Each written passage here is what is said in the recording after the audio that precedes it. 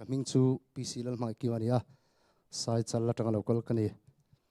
kala ron sak tur hi la lian moi a ka CFL ming thanga pu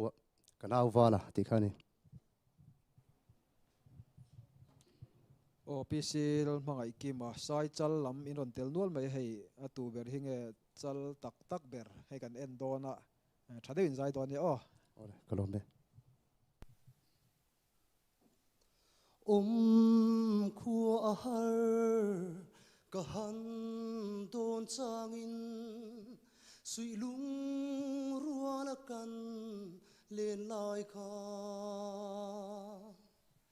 ma se tu na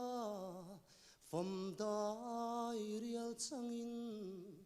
lei sing nun nu tiang I chun ta